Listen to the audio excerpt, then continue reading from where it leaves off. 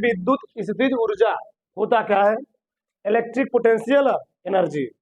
ठीक, तो किसी भी निकाय को अनंत से विद्युत क्षेत्र के अंदर लाने में किए गए कार्य हम लोग कहते क्या है? विद्युत स्थितिज ऊर्जा। देखो, किसी निकाय को अनंत से, किसी निकाय को, किसी निकाय को अनंत से, किसी निकाय को अनंत से विद्युत क्षेत्र के अंदर, विद्युत क्षेत्र के अंदर क्षेत्र के विरुद्ध, क्षेत्र के विरुद्ध लाने में किए गए कार्य को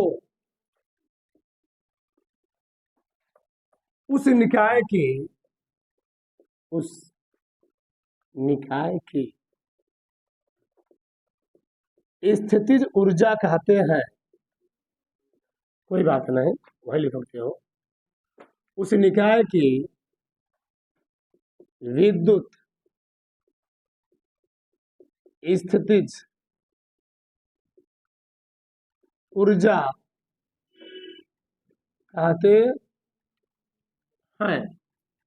एक, किसी निकाय को अनंत से विद्युत क्षेत्र के अंदर क्षेत्र के विरुद्ध लाने में किए गए कार्य को उस निकाय कहते क्या है? विद्युत स्थितिज ऊर्जा। इसे कैपिटल यू से, इसे कैपिटल यू से प्रदर्शित करते हैं, प्रदर्शित करते हैं। एक तो समझो, हम लोग जानते हैं हम बहुत सारी ऊर्जाओं को किसी दूसरी ऊर्जा में कन्वर्ट कर सकते हैं जी। बहुत सारे ऊर्जाओं को हम लोग किसी दूसरे तत्व में कर सकते हैं। कोई दिक्कत?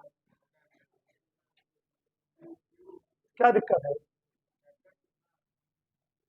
उससे क्या दिक्कत है? ठीक, हम लोग जानते हैं बहुत सारी ऊर्जाओं को हम लोग किसी दूसरे फॉर्म में चेंज कर सकते हैं। हम लोग जानते हैं जो डैम होता है, बांध होता है, बांध से ऊंचाई से पानी गिरता है गति से, वह पानी किसके पास जाता है? टरबाइन के पास। टरबाइन करता क्या है? उस यांत्रिक ऊर्जा को किसमें कन्वर्ट कर देता है? विद्युत ऊर्जा में। ठीक, यानी हम लोग बहुत सारी ऊर्जाओं को किसी दूसरी ऊर्जा में कन्वर्ट कर सकते हैं।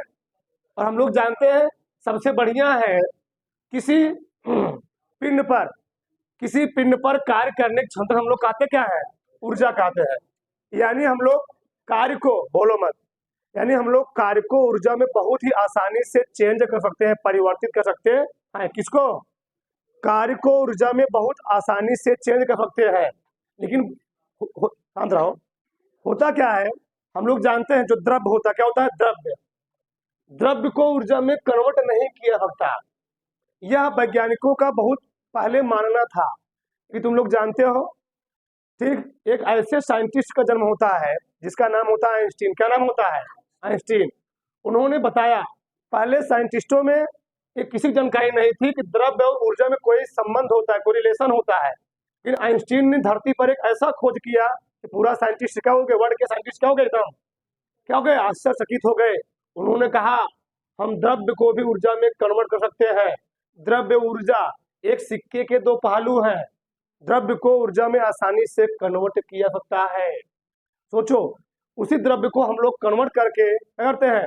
परमाणु बम, अणु बम, हाइड्रोजन बम, इन सभी का क्या करते हैं? निर्माण करते हैं। ये अलग मैटर है, यहाँ थोड़ा आगे जान लिया हम लोग।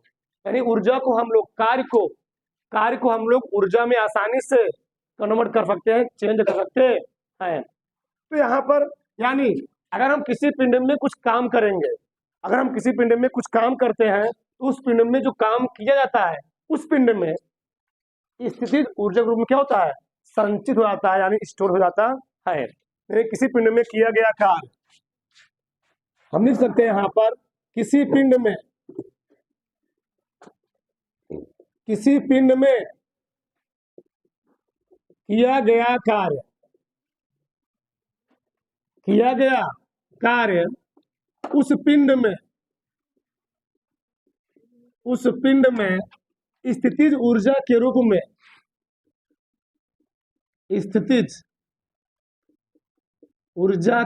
में संचित हो जाता है अरे भाई तुम लोग जानते हो जो ऊर्जा का मात्रक होता है वही कार्य का मात्रक होता है, यानी कार्य ही ऊर्जा होती है, इतना जान लो।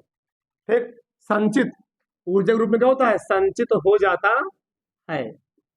ये बात समझ में आई? हाँ, इतना मैटर समझ में आया। अब हम क्या करने वाले हैं, दो बिंदु आवेश कारण हम लोग निकालेंगे किसी निकाय की स्थितिज ऊर्जा। दो बिंदु आवेश कारण, दो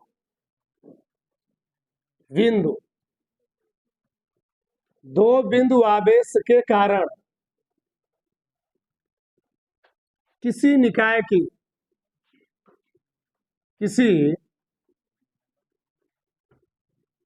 की चाहे लिखो विद्युत चाहे वैद्युत, कोई दिक्कत नहीं, किसी निकाय की विद्युत स्थितिज ऊर्जा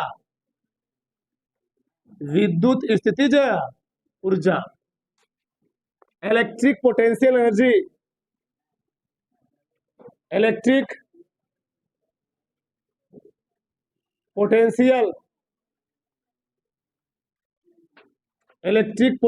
energy of system due to 2 point charge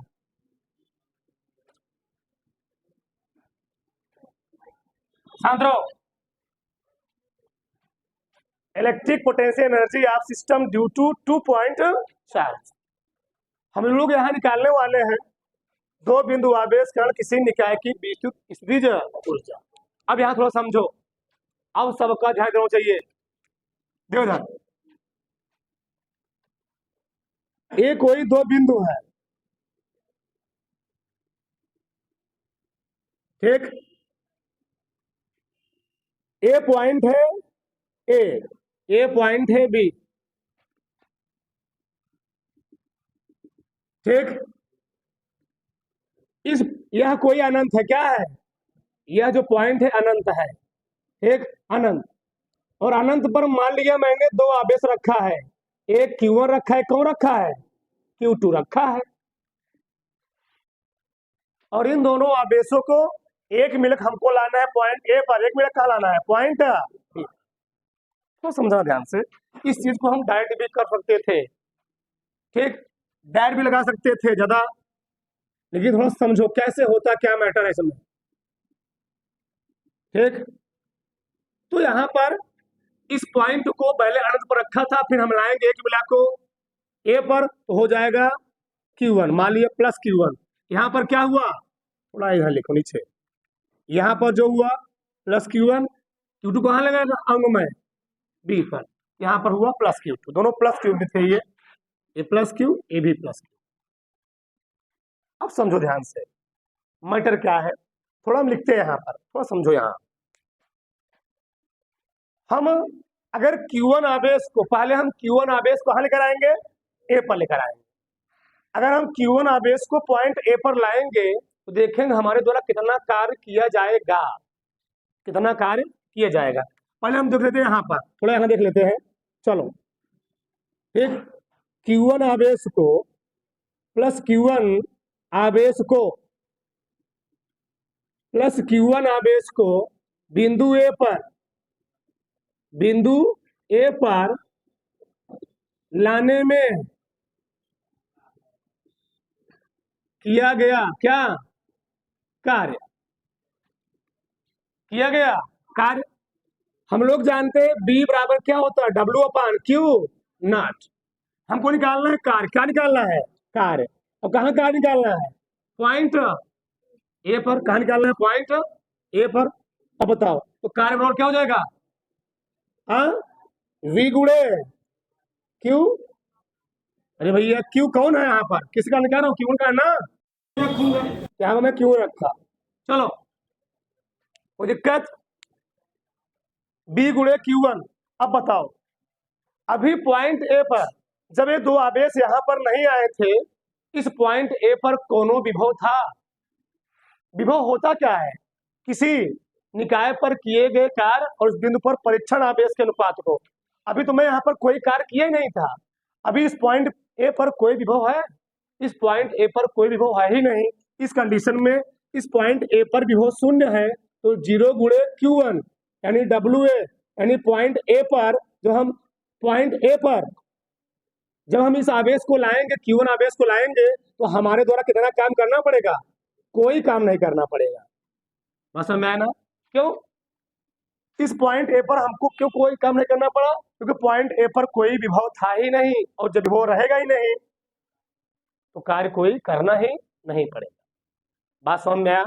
अब यहां समझो, लेकिन हमने मान लिया है, क्या मान लिया है, अब हमने बी को, अब हमने पॉइंट बी पर किस आवेश को लाना है, Q2 लाना है।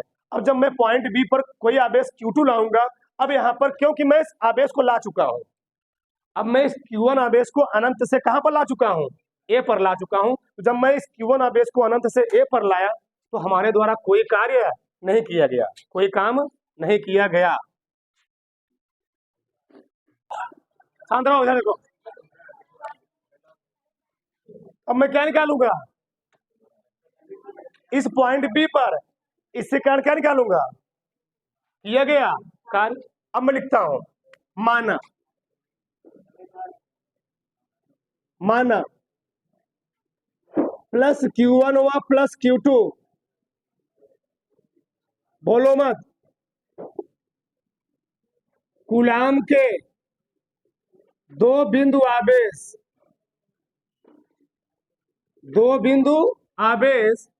निर्वात में एक दूसरे से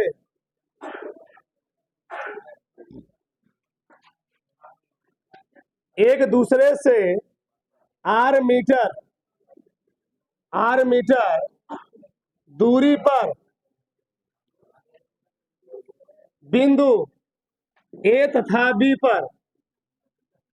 बिंदु ए तथा बी पर क्या है जी, स्थित है।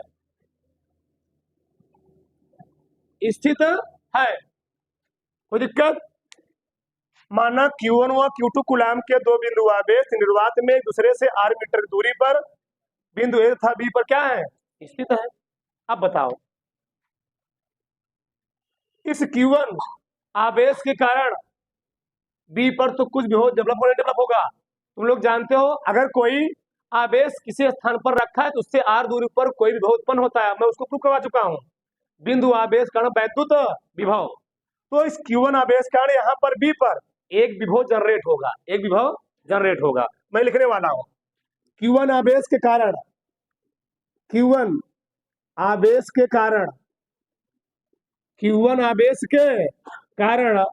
बिंदु बी पर क्या विभव, ठीक। अरे भैया ये आवेश यहाँ रखा गया था, बिंदु आवेश कारण विभव मैं कैलकुलेट करवाया हूँ, इस आवेश को मैं अनंत से ला चुका हूँ, यहाँ पर आके स्थित हो चुका है।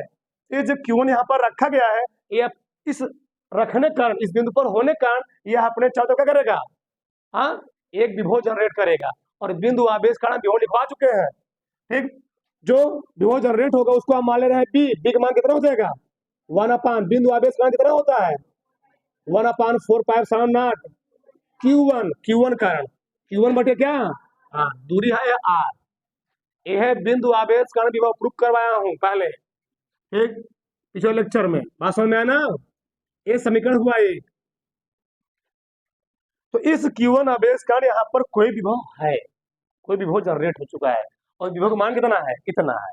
लेकिन हमको विभव नहीं निकालना है, हमको निकालना क्या निकालना है, स्थितिज ऊर्जा निकालने के लिए हमको निकालना पड़ेगा पॉइंट बी पर कार्य, क्या निकालना पड़ेगा, कार्य। डायरेक्ट हम ऊर्जा नहीं निकाल सकते हैं, कार्य निकल आएगा। हम लोग जानते हैं कार्य हम लोग कहते क्या है, ऊर्जा कहते हैं, हम निकाल लेते हैं क्या, पॉइंट Q2 आवेश को ऐसे लिखो, Q2 आवेश को कहां तक, ए तक लाऊंगा नहीं, Q2 आवेश को B तक लाने में क्षेत्र के विरुद्ध किया गया कार्य। क्यों, रीजन क्या? अच्छा, मैं क्षेत्र के विरुद्ध क्यों नाम ले रहा हूं? इस पर भी प्लस चार्ज, इस पर भी क्या रहेगा, प्लस चार्ज, ये आएगा नहीं, दोनों पर प्लस चार्ज, दोनों क्या होगा, प्रतिकर्षण, उसको हमको जबरदस्ती लाना पड़ेगा। क्या लाना पड़ेगा, जबरदस्ती। तो मैं लिखूंगा यहाँ पर प्लस Q2 आवेश को, प्लस Q2 आवेश को, प्लस Q2 आवेश को बिंदु B पर, बिंदु B पर क्षेत्र के विरुद्ध, क्षेत्र के विरुद्ध, बोलो मत, लाने में किया गया कार्य। अब देखो, तुम लोग जानते हो कार्य बराबर, अगर तुमको कार्य निकालना हो तो B गुणे क्या हो जाएगा, क्यों, हाँ, तो कार्य बराबर होता है, कार्य बराबर, कार्य निकालना है, क्या हो जाएगा, V गुणे किस आवेश को ला रहे हो, Q2 को ला रहे हो। B1 का मान दिया, B का मान दिया गया, कितना है, इतना है, रख दो ला करके, समीकरण 1 से B का मान रखने पर,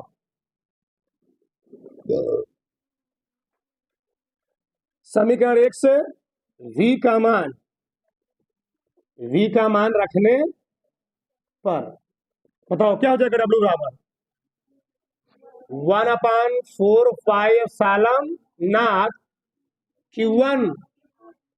Q1 बटे R, और पिछुआ कौन है, ये निकल आया टोटल कार्य, पॉइंट B पर निकल आया टोटल कार्य। और हम लोग जानते हैं किसी पिंड में जो कार्य होता है उस पिंड में क्या होता है, स्थितिज ऊर्जा के रूप में संचित आता है। तुमको लिखना पड़ेगा, किसी पिंड में किया गया कार्य, किसी निकाय पर किया गया कार्य, उस निकाय में क्या होता है, स्थितिज ऊर्जा के रूप में क्या होता है, संचित हो जाता है। या लिख रहे ना, क्योंकि किसी निकाय में किया गया कार्य, किसी निकाय में किया गया कार्य, उस निकाय में स्थितिज ऊर्जा के रूप में, स्थिति ऊपर लिखा भी गया है, स्थितिज ऊर्जा के रूप में, यानी भैया कार्य करने की क्षमता हम लोग कहते क्या है, स्थितिज ऊर्जा के रूप में संचित हो जाता है, संचित हो जाता है। अब यहां देखो, बताओ, तो यू हम क्या लिख सकते हैं, यानी यू क्या है, यू, डब्ल्यू क्या है, यू है, यानी यू बराबर आ जाएगा, यू बराबर क्या गया 1/4 नॉट Q1 Q2 बटे क्या गया, यही आ गई दो बिंदु आवेश के कारण किसी निकाय की विद्युत स्थितिज ऊर्जा। फिर से समझ लो 2 मिनट, यह पॉइंट ए है, यह पॉइंट बी है, इस पॉइंट ए पर अभी कोनो आवेश नहीं है, इस पॉइंट ए और बी पर अभी कोई आवेश नहीं है। दोनों आवेश कहाँ रखे थे, अनंत पर। इन दोनों आवेश को एक मिलक को लाना है हमको पॉइंट ए पर, एक मिलक लाना है पॉइंट, पहले हम किसी एक मिलक लाएंगे ना जी, दोनों फर्क में ला नहीं पाएंगे, एक मिलक लाएंगे। तो इस पॉइंट इस आवेश Q1 को जब पॉइंट ए पर लाएंगे तो आवेश Q1 को बिंदु ए पर लाने में किया गया कार्य, क्योंकि अभी यहाँ पर कोई आवेश नहीं था, जब आवेश नहीं रहेगा इस पर कोई विभव जनरेट नहीं हो, तो कार्य बराबर क्या होता है, B गुणे Q। तो क्योंकि इस पर कोई विभव था ही नहीं तो विभव का मान कितना हो गया, 0। तो जब मैं इस केवल आवेश को, इस सिंगल आवेश को मैं जब पॉइंट ए पर लाऊंगा तो हमारे द्वारा कोई कार्य नहीं किया जाए, आराम से चला आएगा। लेकिन अब क्योंकि मैं इस आवेश को ला चुका हूं, यहां रख दिया, इस आवेश को रखने के कारण इस पॉइंट ए पर, इस आवेश को रखने के कारण इस पॉइंट बी पर एक विभव जनरेट हो जाएगा। वो मैं प्रूफ करवा चुका हूं, किसी बिंदु आवेश कारण किसी दूरी पर विभव, ठीक। तो क्योंकि यह आवेश अब आ चुका है अनंत से, इस आवेश के आने के कारण इस पर एक विभव जनरेट होगा। उस विभव का मान तुम लोग जानते हो, बी क्या होता है 1/4 Q1/R होता है, क्योंकि यहाँ पर Q1 था इसलिए क्या लिखा मैं Q/R। पढ़ना है ही नहीं, समझना है। मैं वही लिखा हूं। माना Q1 व Q2 कूलाम के दो बिंदु आवेश निर्वात में एक दूसरे से r मीटर दूरी पर A तथा B पर स्थित है। Q1 आवेश कण बिंदु B पर विभव, Q1 आवेश कण यहाँ पर विभव। अब यहाँ पर विभव जनरेट हो चुका है। जब यहाँ पर विभव जनरेट हो चुका है, जब तुम दूसरे कूलाम आवेश को, दूसरे आवेश को तुम B पर लाओगे, तुमको इस पर क्या करना पड़ेगा, कार्य करना पड़ेगा। तो तुम कितना काम करोगे वह हम निकाले हैं। Q2 आवेश को बिंदु B पर क्षेत्र के बिंदु लाने में किया गया कार्य। तुम यहाँ पर माइनस भी दिखा सकते थे, लगा सकते थे, ये कोई दिक्कत नहीं है। माइनस लगाते क्या बताता माइनस, माइनस बताता हम लोग यहाँ पर क्षेत्र के बिंदु क्या कर रहे हैं, कार्य कर रहे हैं। क्या कर रहे हैं, कार्य कर रहे हैं। तो क्या होता है, W बराबर B गुणे Q2। B का मान रख दिया वहां पर, कितना आ गया, कितना हो गया, Q1/R, यहाँ Q2 दिया था। और हम लोग जानते हैं किसी पिंड में जो किया गया कार्य होता है वह किस रूप में संचित होता है, स्थितिज ऊर्जा के रूप में क्या होता है, स्टोर हो जाता है। किसी कोई प्रॉब्लम, उतार लो फटाक से।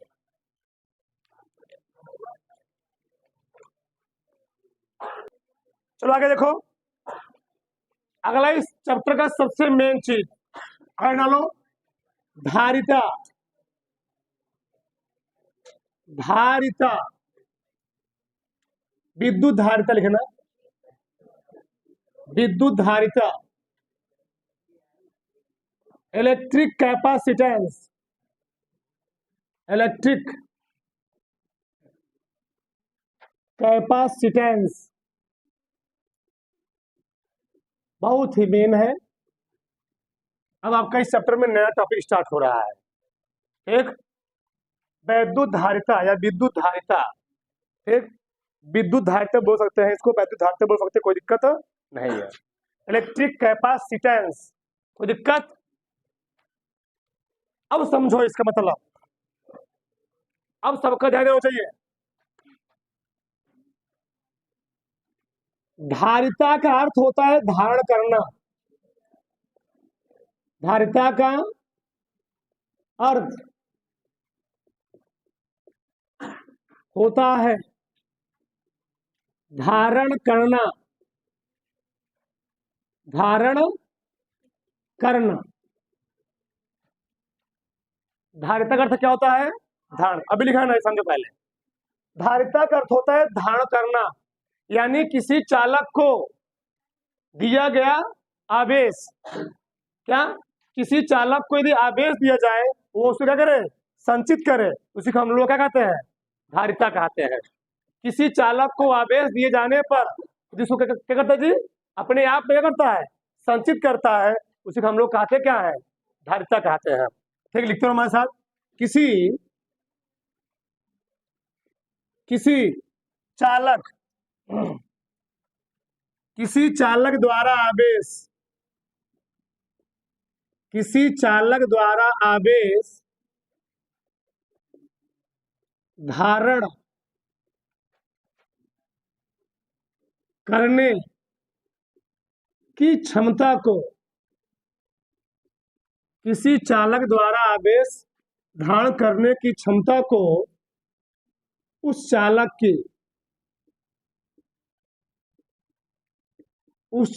की वैद्युत धारिता कहते हैं। चाहे लिखना विद्युत चाहे वैद्युत, कोई दिक्कत नहीं है। उस चालक की वैद्युत धारिता कहते हैं। तो किसी चालक द्वारा आवेश धारण करने की क्षमता को उस चालक हम लोग कहते क्या है, वैद्युत धारिता कहते हैं। अब यहां समझो, बहुत ही मेन चीज है यार, इसका हम कई परिभाषा को बताएंगे, 3-4 परिभाषा बताएंगे, कम से कम 3 बताएंगे। ठीक, तो आपको एकदम विस्तार समझ में आएगा। किसी चालक द्वारा आवेश धारण करने की क्षमता हम लोग कहते क्या है, उस चालक की वैद्युत धारिता कहते हैं। इसको को साइंटिस्टों ने और थोड़ा मॉडिफाई किया, अथवा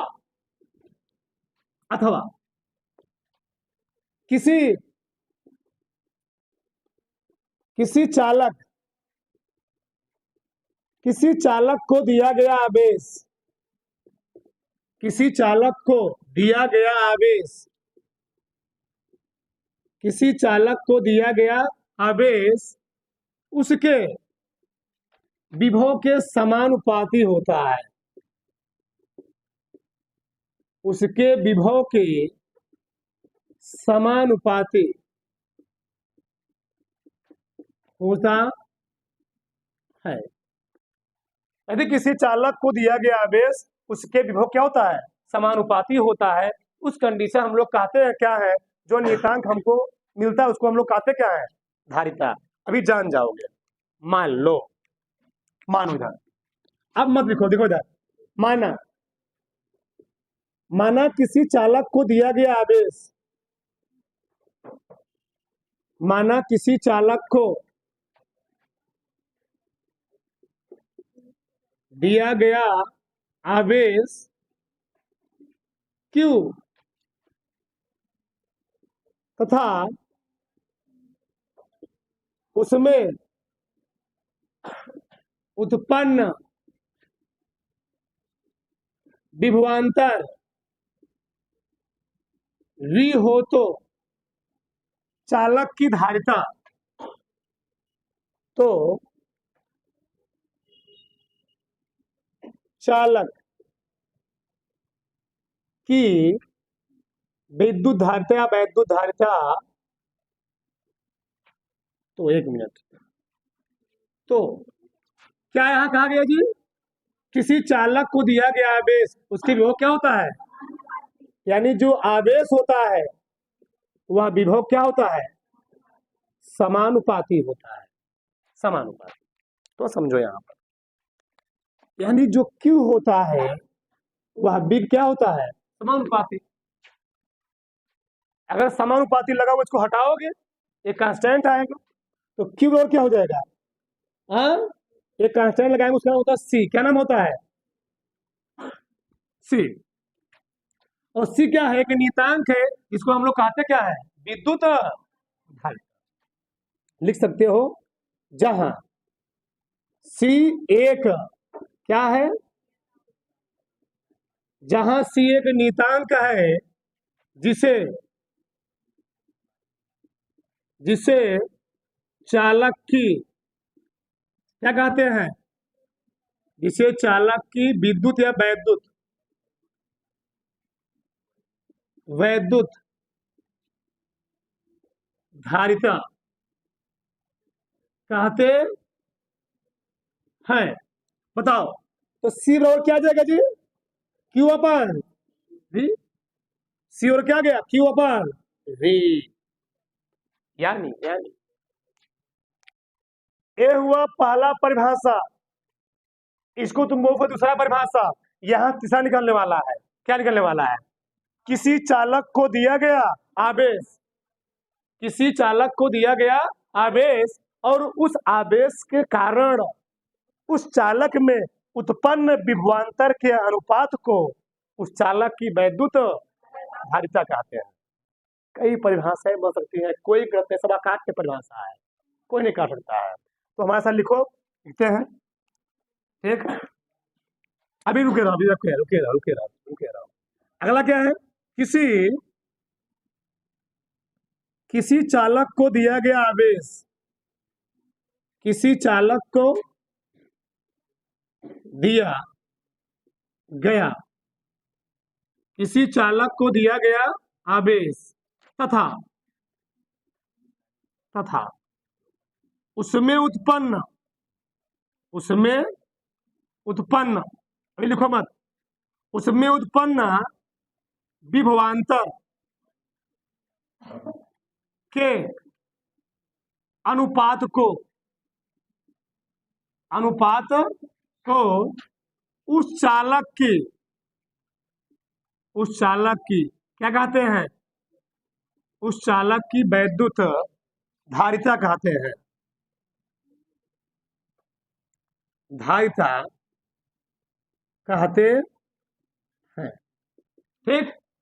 लिखो मत, अभी किसी चालक को दिया गया आवेश तथा उसमें उत्पन्न विभवांतर अनुपात को हम लोग कहते क्या है, विद्युत धारिता कहते हैं। अच्छा एक मिनट, अगर हम B का मान मान ले 1 वोल्ट, क्या मान ले, 1 वोल्ट, तो बताओ, तो यहां समझो, अगर यहाँ पर B का मान C बराबर Q अपान क्या है, V है, और B का मान हमने कितना मान लिया, 1 वोल्ट।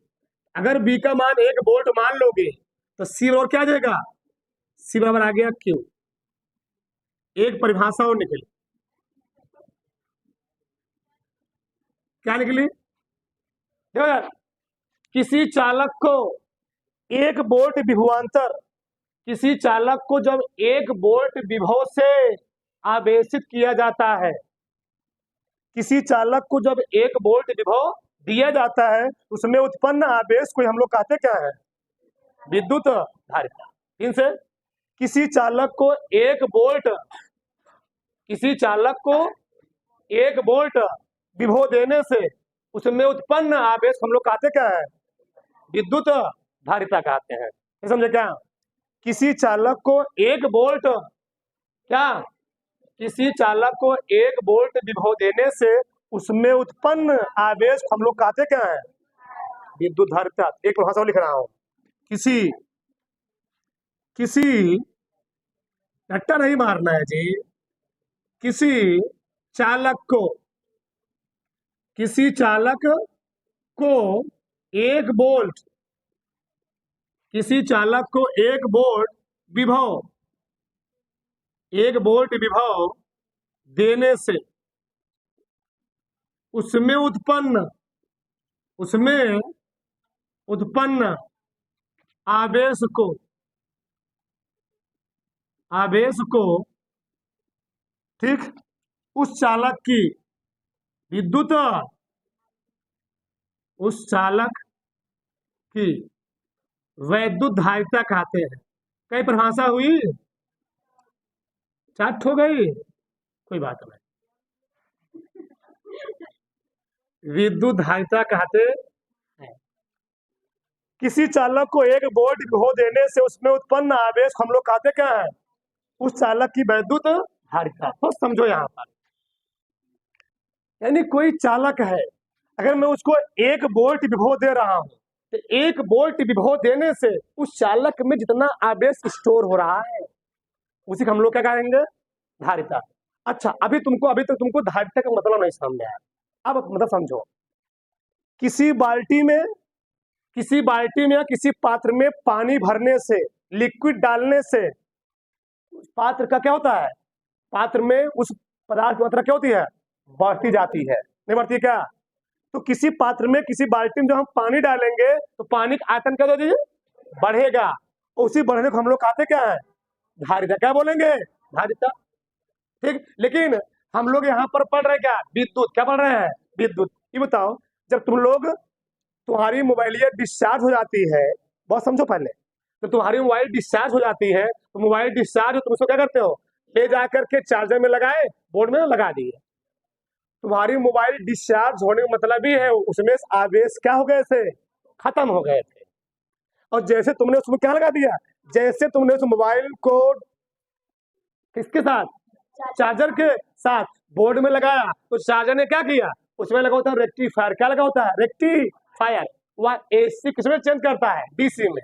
तो रेक्टिफायर वह करता क्या है, बोर्डवा कहाँ से, बोर्डवा से एसी ले करके डीसी में चेंज करके सब कहाँ सप्लाई भेज देता है, बताओ। वो बोर्ड से क्या ले रहा है, वोल्टेज। क्या ले रहा है, वह बोर्ड से वोल्टेज को लेकर के किसके पास भेज दे रहा है, मोबाइल के पास।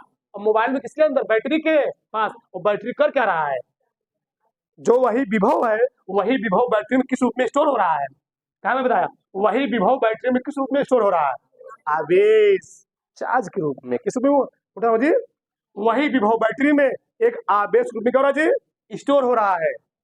मोबाइल डिस्चार्ज थी, तुमने मोबाइल को चार्जर में लगा दिया, तो मोबाइल में क्या आया, विभव आया, मोबाइल तुम्हारी क्या हो गई, चार्ज हो गई। जब मोबाइल चार्ज हो रही थी तो मोबाइल अपने अंदर क्या कर रही थी, एक आवेश को ग्रहण कर रही थी, स्टोर कर रही थी, अपने अंदर संचित कर रही थी, संग्रहित कर रही थी। समझ रहे हो, उसे हम लोग कहते हैं धारिता। धारिता तो क्या होता है, धारण करना। ये बताओ, तुम लोग देखते हो जब घर पे होते हो, समझ रहे हो, घर पे हो तो है एक चड्ढाई, मान लड़के जो है एक चड्ढाई पहन टाल रहे हैं, ठीक, मान लो। लेकिन कहीं शादी विवाह में जाते हो, क्या चड्ढा पहन टालते हो, कोट पैजामा सूट बूट, तो बहुत जगह तो हो। बहुत चीज को धारण कर लेते हो। तो जो चीज धारण कर रहे हो, ठीक, जो चीज धारण कर ले उसको हम लोग कहते क्या है? धारिता। तो धारिता क्या होता है? धारण करना। तो समझो, टाइम नहीं तो तुम्हें बहुत चीज बताता हूं मैं। देखो इधर, तुम समझो, देखो इधर, 1 मिनट 2 मिनट, देखो इधर, सी, तो समझो यहाँ पर इसका अभी तक तुम लोग अर्थ नहीं इसके समझ पाए, इसका मतलब क्या है सबका, तो समझो इधर। मैं यहाँ जगह थोड़ा है, मैं बात करता हूँ। देखो इधर, मान लो प्रश्न में पूछा गया है, प्रश्न पूछा क्या गया है, लिखो मत अभी, समझो। अगर किसी चालक के आवेश को दुगुना कर दिया जाए, बहुत ध्यान से बताना, अगर किसी चालक के आवेश को हम मान लो 4 कितना गुना कर दिए, 4 गुना कर दिया। अगर किसी चालक के आवेश को 4 गुना कर दिए जाए, बताओ उसकी धारिता पर क्या प्रभाव पड़ेगा? तो बताएगा। यदि किसी चालक के आवेश को 4 गुना कर दिए जाए, उसकी धारिता पर क्या इफेक्ट पड़ेगा? कोई बताएगा? हाँ, यही देखो तुम लोग, समझो। अब देखो अच्छा, यहाँ देखो आप, सी बराबर, बहुत ही मेन चीज है। हमने क्या कहा? यदि यदि किसी यदि किसी चालक में आवेश यदि किसी चालक में आवेश 4 गुना कर दिया जाए तो धारिता पर क्या प्रभाव पड़ेगा? धारिता पर क्या प्रभाव पड़ेगा? पहला प्रश्न है। दूसरा है, यदि किसी चालक, बोलो मत, बहुत लॉजिकल चीज है। यदि किसी चालक में विभव को 4 गुना कर दिए जाए, 4 गुना कर दिया जाए तो धारिता पर क्या प्रभाव पड़ेगा? ये नीचे एकदम लिख रहे हैं, इसके नीचे एकदम लास्ट में, धारिता पर क्या प्रभाव पड़ेगा। देखो इधर, बताओ, कौन बताएगा? इसमें कितना क्या प्रभाव पड़ेगा? धारिता क्या होगी? यहाँ क्या होगी? कितना होगी? हाँ, यहाँ तुम लोग बोलोगे धारिता 4 गुनी हो जाएगी, यहाँ धारिता हो जाएगी 1/4। पूरा सरासर क्या है? गलत है। अब समझो, देखो, सी बराबर, पचवा हम लोग जानते हैं, सी बराबर होता है Q अपान V। अगर हमने चालक के आवेश को 4 गुना किया, 4 गुना, तो क्योंकि अगर हम ये यहाँ पढ़ चुके हैं, किसी चालक को दिया गया आवेश, उसके विभव क्या होता है? समानुपाती। अगर आवेशवा को 4 गुना तुमने किया है, तो विभव क्या गुना हो जाएगा? 4 गुना। ऑटोमेटिक, रटो मत, फिजिक्स है, कॉन्सेप्चुअल चीज होता है पूरा। जितने बढ़िया समझो उतने मजा आएगा। रट्टा मार लोगे, लिखो, मैं एक वहां से लिखवा खत्म कर दिया होता है इसको। 4 परिभाषा लिखवाने क्या मतलब है? तुम्हारे किताब में क्या परिभाषा दिया है? हमने क्या बोला?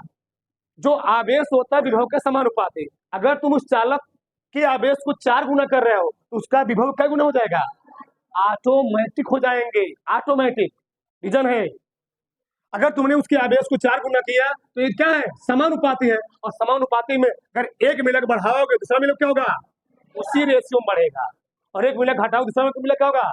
उसी रेशियो में घटेगा। तो क्योंकि तुमने आवेश को 4 गुना किया, इसलिए विभव क्या गुना होगा? 4 गुना। 4 गुना, 4 4 क्या हो गया? Q अपान। यानी किसी चालक के आवेश को चाहे तुम 25 गुना, चाहे 100 गुना, चाहे 1000 गुना करो, तो उसके धारिता पर कोई इफेक्ट पड़ने वाला नहीं है।